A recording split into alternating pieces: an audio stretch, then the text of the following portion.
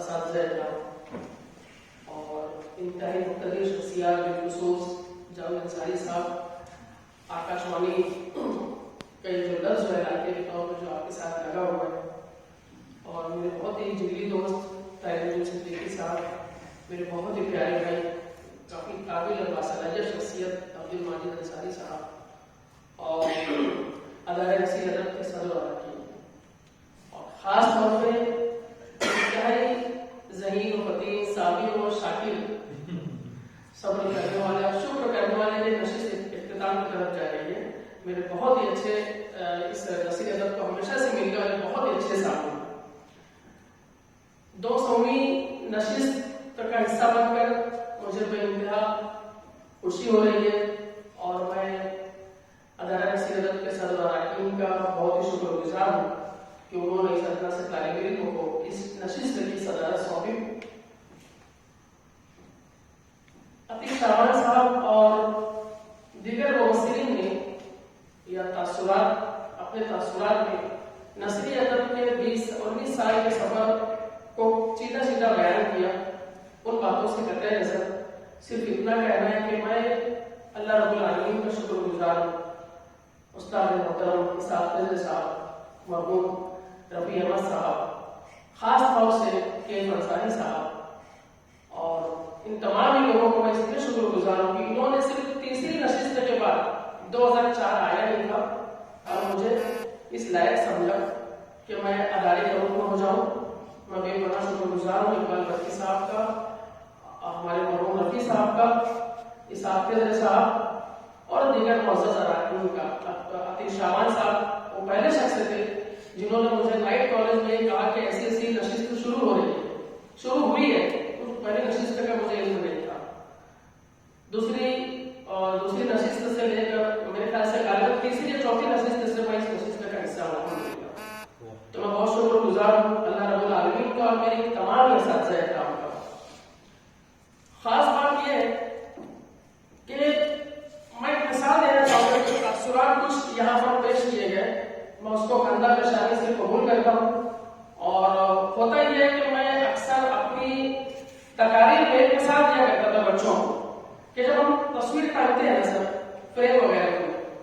تو ہم لوگ اس میں منہمک رہتے ہیں کہ یہ فریم کیسے ٹنگی جا رہی ہے، اس کو کیسے آویزہ کر رہے ہیں، ہمیں نہیں سمجھ میں آتا کہ وہ کتنی ترچھی ہے، برابر دکھ رہی ہے نہیں دکھ رہی ہے۔ وہ دور بیٹھا ہوا شخص جیسے نصری ادب، یہ دور بیٹھے ہوئے آپ لوگ، میرے دوست طاہر صدیقی سر ہے اور بھی دیگر لوگ ہیں، تو یہ ایسے سامعین ہمیں یہ بتاتے ہیں کہ یہ جو ہونا چاہیے کہ یہ فریم جو تھوڑا سا ترچھی ہے اس کو درست کر لینا چاہیے، اور اسے خندہ پیشانی سے قبول کرنے میں میں کوئی آر محسوس نہیں کرتا۔ لیکن عبد الماجد انصاری صاحب نے بھی جو بات کہی ہے، نہ صرف مجھے بلکہ صدر اراکین کو بے انتہا پسند آئی ہے کہ سماج کو جو حصہ، جو کنٹریبیوشن، جو سراہنا، جو حوصلہ بخش باتیں نصیر ادب کے لیے کسی بھی ضمن میں کرنا تھا وہ نہیں ملا۔ یہ شکایت نہیں، محض ایک تذکرہ ہے، کیونکہ الحمدللہ ہم سبھی لوگ اللہ کے فضل و کرم سے نوکری پیشے سے وابستہ ہیں، اللہ رب العالمین نے بہت کچھ عنایت کیا ہے اور ہم سبھی اپنی جیب خاص سے کرتے ہیں الحمدللہ۔ تو عبد الماجد انصاری صاحب کی باتیں بھی اپنی جگہ درست ہیں، طاہر صدیقی صاحب کی بھی باتیں اپنی جگہ کچھ حد تک درست ہیں، چند معروضات کے ساتھ۔ رہا سوال تبصرے کا، تو اتفاق ایسے ہو، میں نے طاہر صدیقی کی طرف دیکھا بھی کہ یہاں پہ مبین نذیر صاحب ہیں اور طاہر صدیقی ہیں، عبد الماجد انصاری ہیں، میں بھی کہ اس طرف بیٹھے، ورنہ آپ سب لوگ 19 سال سے یا 18 سال سے گواہ ہیں کہ جیسے ہی نصیر ادب میں پہلی تقریر ہمارے اقبال برقی سر یا ہمارے عبد المجید ماسٹر صاحب پیش کرتے تھے، ایک ماحول بنانے کے لیے ہم ہی میں سے چند لوگ اکثر اٹھتے تھے، تقریر پہ تبصرہ کرتے تھے، کلمات کی حوصلہ افزائی ہوتی تھی، اور سامعین میں سے، حاضرین میں سے بھی لوگوں کو موقع ملتا تھا کہ ہم لوگوں نے ان کے راستہ فراہم کر دیا، اب وہ بھی اپنے مد نظر کا اپنا اس کا اظہار کرے تاکہ فنکار کو اپنی تخلیق کے ٹائم اس کو جو تو تقویت ملے۔ ہوتا ہے کہ کبھی کبھی ہر چیزیں ہماری مرضی کے مطابق نہیں ہو پاتی، حاضرین میں سے بہت سارے لوگوں کے منہ پہ بات بھی ہوتی ہے، کبھی کبھی ایسا ہوتا ہے کہ کچھ نشستیں اتنی زبردست ہوتی ہیں کہ مسلسل تبصرے ہوتے ہیں، تو یہ چیزیں ہوتے رہتی ہیں۔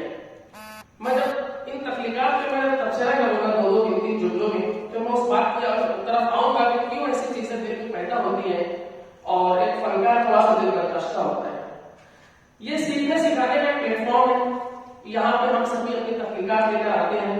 بچوں کے ادب میں ڈے ون سے اولین دنوں سے ہمارے ڈاکٹر اقبال مکی سر، عبد المجید صدیقی صاحب اپنی تحقیقات پیش کرتے رہے ہیں. اور جیسا کہ میرے خیال سے طاہر صدیقی نے تذکرہ کیا کہ یہاں پہ نہ صرف خاکے پیش کیے گئے، مضامین بھی آئے، افسانے بھی آئے، بچوں کے ادب پر بھی اچھی سی باتیں ہوتی گئی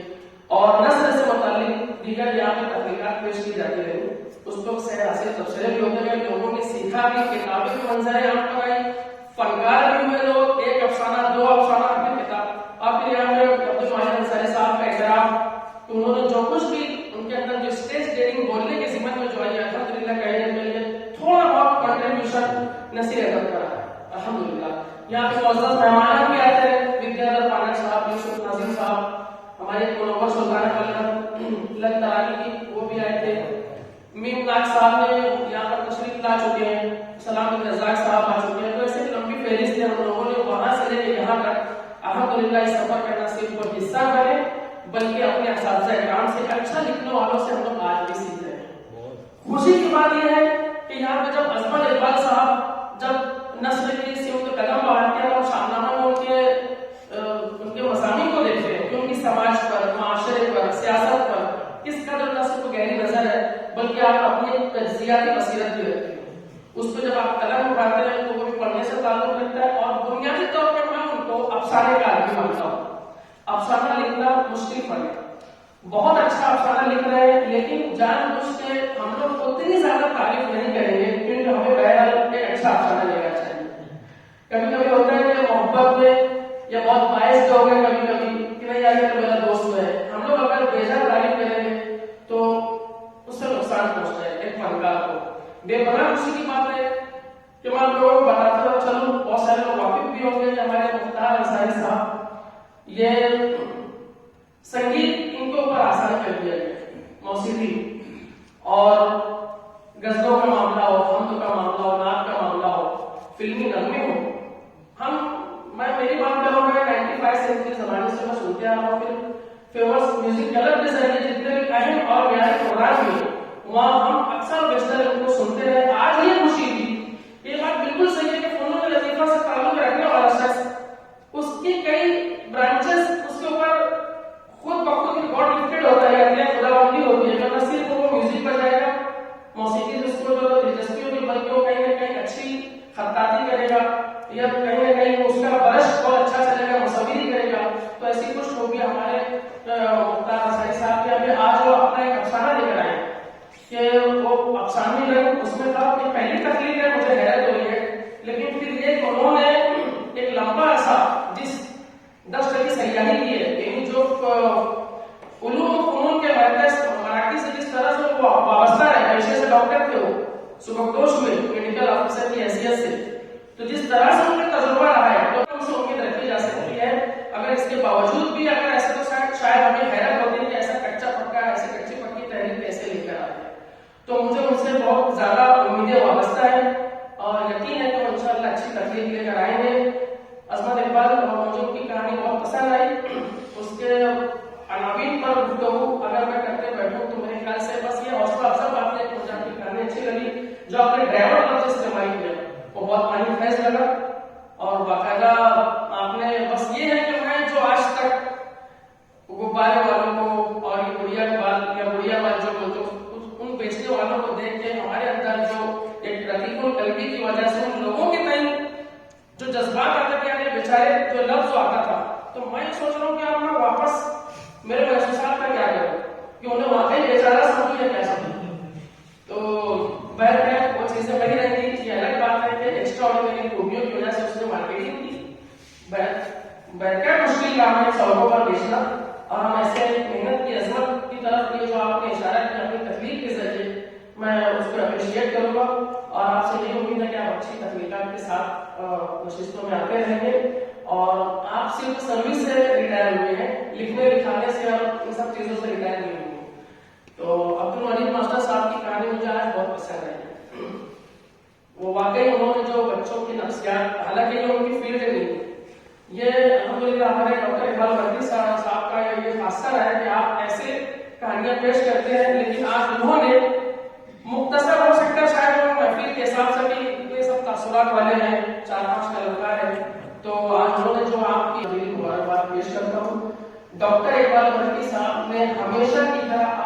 بہترین کہانی پیش کی، بہترین. یہ ہوتا ہے ڈاکٹروں کے تعلق سے جو کچھ بھی چیزیں ہم لوگ دیکھتے ہیں اپنے معاشرے میں، کبھی کبھی ہوتا ہے کہ اللہ کوشائی کی جائے یا نہیں کی جائے، انہیں میں ہمارے کچھ ایسے اپنے آ جاتے ہیں کہ ہم بول نہیں پاتے. میری یہ گزارش ہے ڈاکٹر صاحب سے کہ وہ اس کہانی کو شائع کریں، کتاب میں جب آئے گی کب آئے گی، اگر کہیں بچوں کے ادب کے تعلق سے کوئی گوشہ نکلتا ہے، کوئی اخبار میں یہ کہانی آ سکتی ہے تو اس کہانی کو آنا چاہیے. اور طاہر احمد صدیقی صاحب نے جو چوتھے کلمکار آج کی جو کہانی پیش کی، افسانہ جو پیش کیا پنکھڑی گلاب کسی ہے، اس کے تعلق سے میں صرف آپ کو یہ بتانا چاہوں کہ بس افسانہ پر جب یہ افسانہ پیش ہوا وہ تو بات کی بات ہے. جب طاہر انجم نے اس قلم کو، اس افسانے کو لکھا اور ہم لوگوں کی جو بہت ساری بات چیت ہوئی، آپ یقین مانیے میں دنگ رہ گیا تھا. اس کا موضوع یہ طاہر کا علاقہ کبھی نہیں رہا ہے. طاہر انجم کا بلیک اینڈ وائٹ کے آپ تمام افسانوں کو دیکھ لیجیے، طاہر انجم نے رومانوی افسانے کم نہیں میرے خیال سے نہیں لکھے، نہ یہ ان کا مزاج رہا ہے، نہ اس طرح کے موضوعات کو انہوں نے برتا ہے.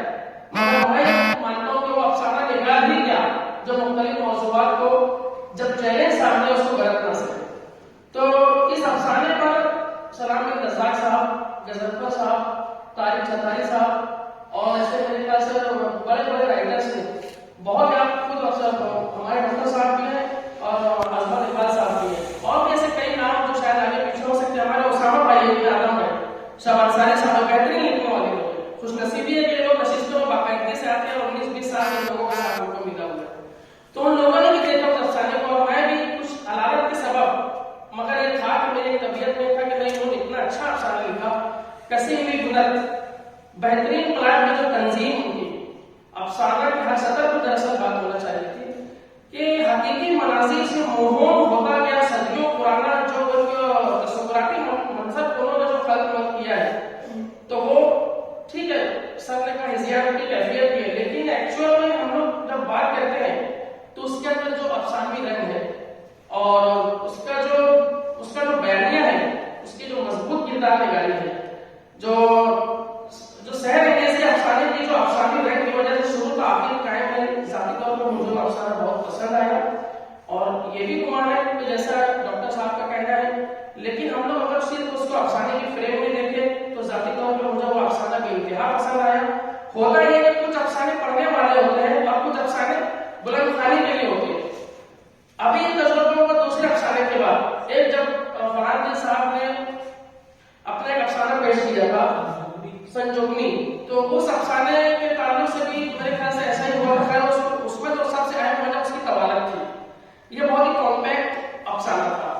طاہر انجم کا، پنکھڑی گلاب کسی ہے. تو انہوں نے ان دونوں افسانوں کی اگر خوبی میں یہ بتاؤں، ان پڑھنے سے تعلق رکھتا ہے اور اس پر تبصرے ہوئے اچھے لکھنے والوں نے کم سے کم 17, 18 یا 19, 20 لوگوں نے بہترین تبصرے کیے جو طاہر انجم کو جانتے بھی اور نہیں بھی جانتے، لیکن انہوں نے دیکھا تکلیف کیا کہہ رہے ہیں. اور مجھے بڑی خوشی ہوئی کہ بلیک اینڈ وائٹ کے بعد انہوں نے ایسا لگتا ہے کہ اپنے آپ کو اور اپنا قد اونچا کیا اور کہ بھائی طاہر ایسے بھی افسانے لکھ سکتے ہیں. مجھے بھی تھوڑا سا یہ تھا کہ جب میں ان 17, 18 افسانوں پہ جب اس افسانے پہ 17, 18, 19, 20 تبصرے میں پڑھ چکا ہوں تو یہاں پر چند تبصرے آنا چاہیے تھا، لیکن ایک حسن زن ہوتا ہے کہ کوئی وجہ ہے جو شاید یہاں پہ ویسے تبصرے نہیں ہو سکے. مجھے یہ افسانے میں اور بھی بات کرنا تھا، لیکن میں اس کو لکھ کے اس کو کر چکا ہوں. پنکھڑی گلاب کسی ہے، یہ افسانہ مجھے بے پناہ پسند آیا. میں آپ کو دلی مبارکباد پیش کرتا ہوں اور آئندہ آپ سے یہی امید رکھتا ہوں کہ بلیک اینڈ وائٹ کے بعد آرٹ کی اس افسانے کی شروعات کے بعد ایک اور کتاب افسانے کی آنا چاہیے. اور بھی قلمکار، میرے خیال سے سب قلمکار کی گفتگو ہو چکی ہے. عظمت اقبال صاحب، طاہر انجم صدیقی، ڈاکٹر اقبال بگٹی صاحب، مختار انصاری صاحب. تو اس میں یہی ہے کہ آج جو آپ سب لوگوں کا ساتھ ملا، یہ 19-20 برسوں کا ساتھ رہا ہے. میں آپ تمام ہی لوگوں کا بہت ہی زیادہ ممنون اور مشکور ہوں. ہمارے صدر محترم کے لیے میں یہ گزارش کرتا ہوں کہ آپ ان کے لیے رحم عافیت کی اللہ رب العالمین سے اپنی دعاؤں میں دعا کریں، اپنی نمازوں میں دعا کریں کہ اللہ پاک اس حافظ صاحب کو کے ساتھ رحمت اور عافیت کا معاملہ فرمائے. اور ہمارے جو مرحومین ہیں، جسے ہمارے رفیع احمد صاحب اور ہمارے عبدالرشید قادری صاحب، ان لوگوں کی قبر کو اللہ رب العالمین جنت کا ایک باغ بنائے اور ہمیں بہتر مرتبہ عطا کرے تاکہ ہم ان ہمارے اساتذہ کے اس کارواں کو جا سکے. آپ سب کا ساتھ ملا, آپ نے مجھے سنا اور ایک اچھا وقت دیا. میں آپ سبھی لوگوں کا بے پناہ شکریہ